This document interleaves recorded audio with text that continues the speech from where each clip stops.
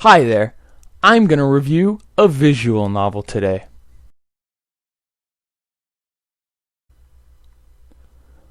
No, please don't go! I need you! I don't want to close my eyes. I don't want to fall asleep, 'cause I miss you, babe. So come on and watch the review! Now that I've intrigued you with my no doubt beautiful voice, watch, as today I'll be reviewing the 2002 visual novel, Ever 17, Out of Infinity.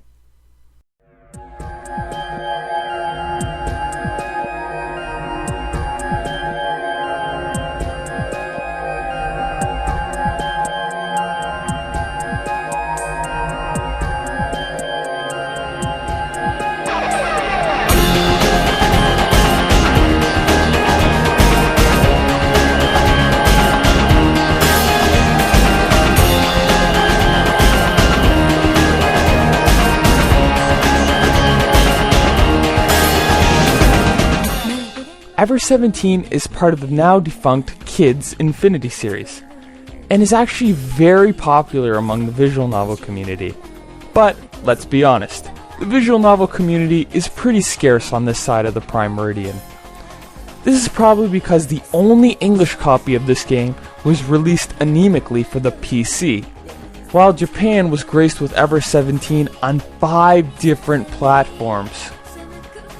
Ever 17 is often considered the spiritual predecessor to 9 Persons, 9 Hours, 9 Doors, a game which has made me have to change my pants more time than the occupants of a combined 50 retirement homes. Both games share key minds, but it was my love for 999 that made me hunt down Ever 17. The game follows the perspective of either Takashi, a college student, or the teenager, Kid, depending on the player's choices. Both kids arrive via boat to the technologically advanced underwater theme park known as Lemieux. Yes, audience, the game takes place inside of retired hockey superstar Mario Lemieux. Yeah, I know it could make sense. It's coming from Japan.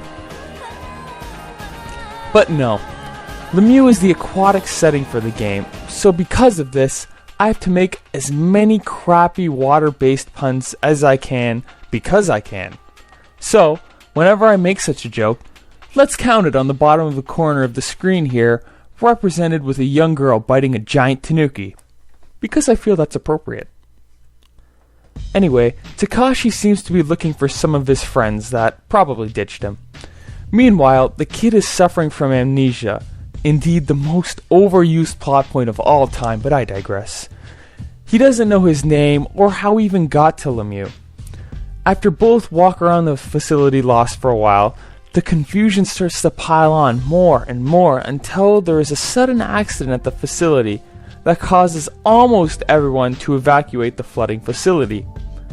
However, for different reasons, Takashi, the kid, and under half a dozen girls get trapped in the facility as well. Although having plenty of food and water, the group can't find a viable method of escaping the doomed theme park, and also discover that in 5 days, the facility will collapse, and they'll find themselves 60 feet under, sleeping with the fishes. It's sink or swim, as these strangers have to learn to work together to survive, while also dealing with the ongoing mysteries that surround them. Is there a way out of this nightmare? Who is the kid? What happened to his memory? Is it connected to this incident somehow? Was this really an accident? Ever 17 is a traditional visual novel, meaning that the only gameplay you get is reading and occasionally making decisions that will get you 1 out of 11 endings. You have to get 4 good endings, 1 for each girl, 2 for Takashi and 2 for the kid, in order to unlock the true ending that pieces this enigma together. This actually gives Ever 17 about 50 hours of playtime, and the many playthroughs are saved from monotony via a fantastic shortcut system. Of course, there are bad endings too that will leave you feeling lost at sea. But with a little experimenting, trial and error, Oh, who am I kidding? A quick look at GameFAQs, you'll find your way. The story of Ever 17 is bigger than the Pacific Ocean. This week or so that you spend with these characters, watching them bond as this sort of doomed makeshift family and not play nice sometimes, is a really amazing mystery/science fiction tale, complete with a dozen plot twists, thought-provoking philosophy, and all that other stuff you look for in a good story. You have to pay close attention to understand what's going on, as the game is always cascading you with clues that you must piece together. And tying this with some pretty good pacing and storytelling gives you an excellent visual novel that's actually worth your time. The story as a whole is probably even more confusing than 999, given the longer playtime, so be prepared to say, "What in the name of ripe bananas?" a lot. What? No one says that? Well, they should. Of course, because you have to play it multiple times, you will see the same information a lot. But, like 999, you can apply information you already know from previous playthroughs to understand everything better. And trust me, you'll need a lot of time with this story to fully get it.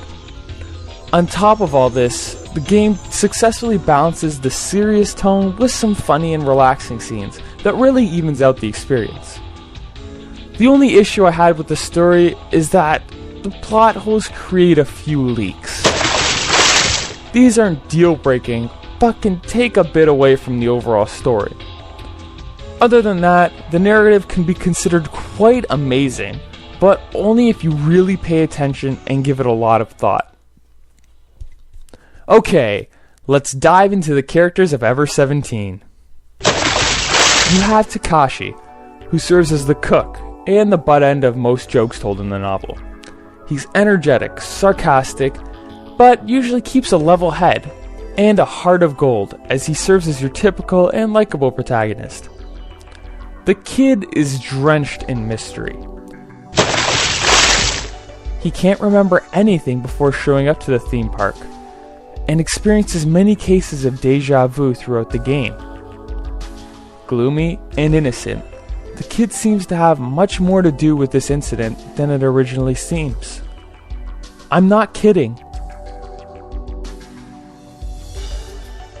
Well, these are the two main playable characters, the term playable very loosely used. They had the fortune of being trapped with a group of ridiculously good-looking girls. So most of the game is spent trying to get an ending with a certain girl by wooing her.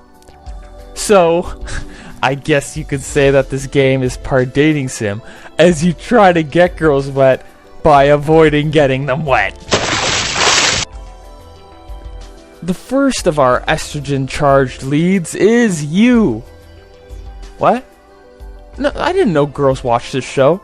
But if they do, send numbers to 1-800-I'm lonely. No, it's not you. You.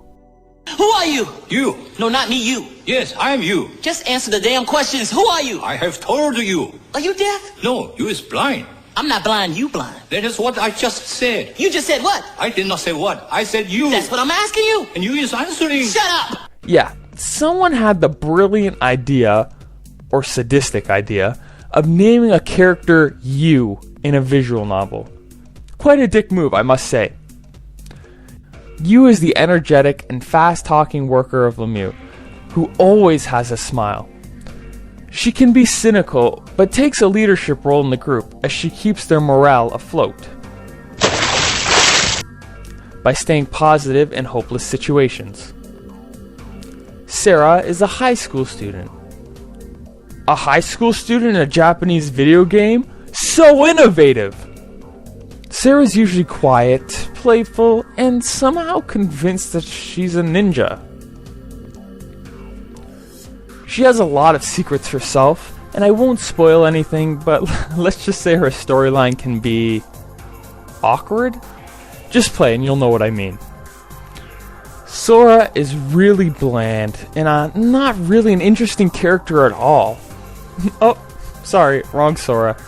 This Sora is a highly intelligent young woman who works at the complex in a pretty high position. She's polite, curious, and pretty mysterious. But I gotta say that it feels like she got shafted in terms of the overall story. Once again, you have to play to find out what I mean.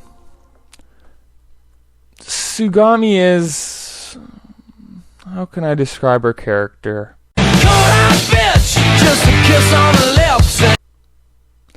No, I'm not getting anything yet. She's a super freak, she's super freaking. If only I had some sort of clue. There's a name for people like you. I'll give you a hint. It starts with B, and it ends with Och. Oh yeah, I'll just look at the script I wrote specifically for this review. Sugami is the sour, angry, and melancholic rain cloud of the group, who seems to harbor a grudge against everyone and thing. She's spiteful, mean-spirited, possibly insane, and despite being surrounded by water, she could be really dry sometimes. This is all weird considering that, aside from you, yes you, yeah, hit that subscribe button because you're my favorite. Sugami ends up being my favorite character for many reasons. Finally, there's Coco, the antidepressant.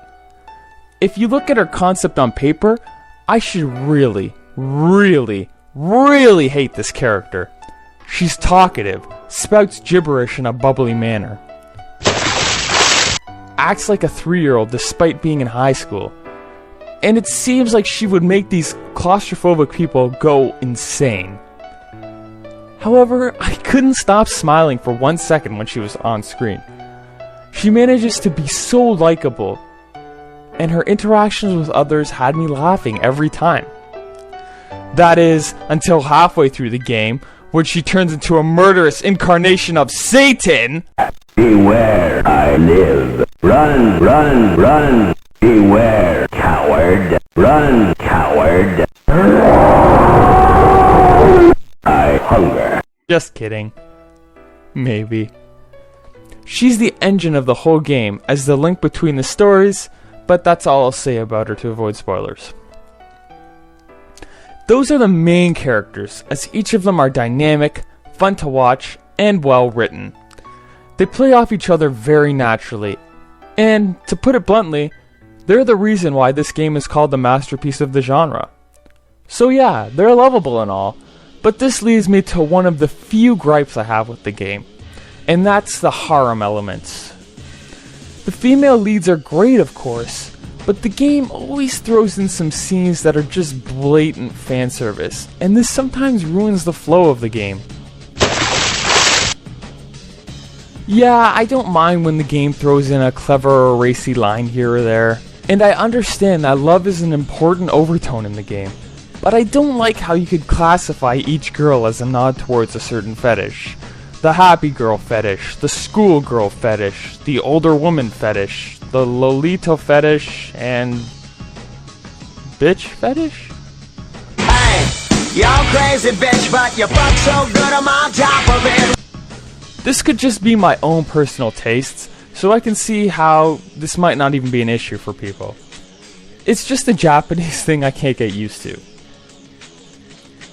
So how's the writing in Ever 17? Because, you know, that shit may be important in a visual novel. Well, it's safe to say that the writing is fantastic, for the most part. The game delivers the story well, and everything is coherently told, aside from translation and spelling hiccups. Everything is colorfully described, and plot elements are usually explained carefully.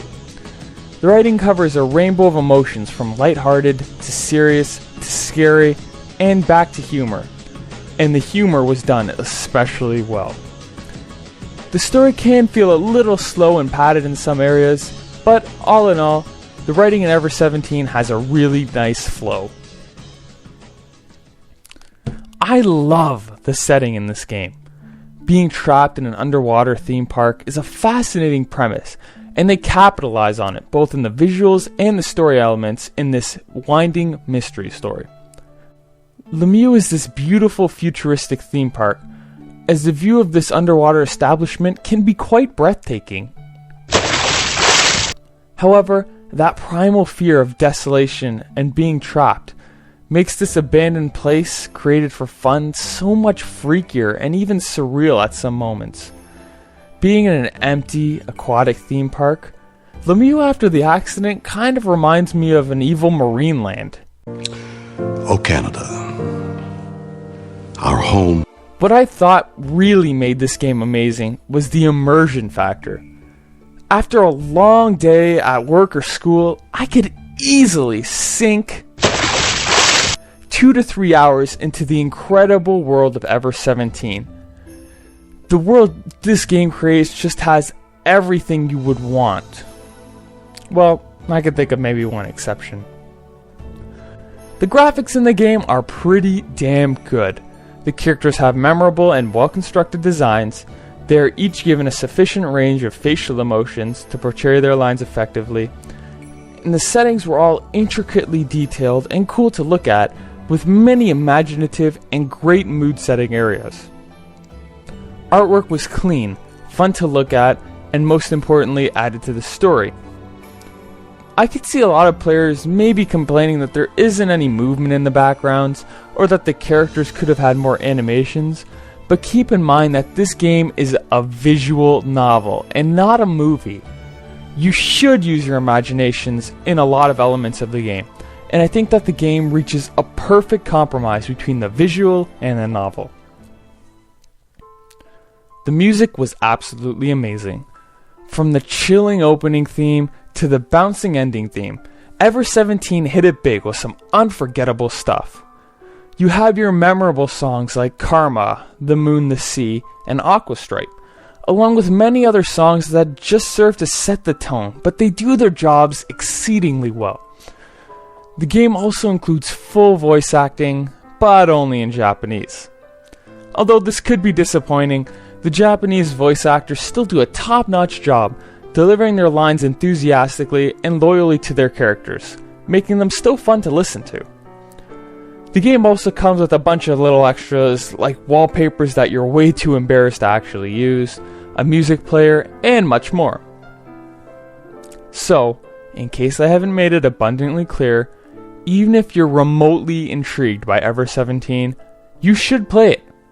It's a crowning achievement of the overlooked genre, and a game that I want more people to play. The story is deep and interesting. The characters can't be forgotten, for better or for worse. The writing is top-notch, and the audios and visuals are second to few. Given the limited release of this game in North America, prices for a copy of Ever 17 have flooded pretty high on eBay. I'd hate to even suggest the other less desirable ways to play this game, so I won't. Ever 17 is a piece of art, an experience, and just an amazing game that I'm so happy I stumbled across. There's really nothing left for me to say about it, so just give it a go. And if you don't like it, send complaints to www.shutupyouprick.com. Sorry. .ca. Thanks for what? Oh wait, I almost forgot to mention a staple of the writing in Ever 17. A lot of the times, the writer just likes to drop the number 17 in wherever he can. Now, I think this may just have been done to break the fourth wall and add some mystery to the game, but that theory may not hold water. What?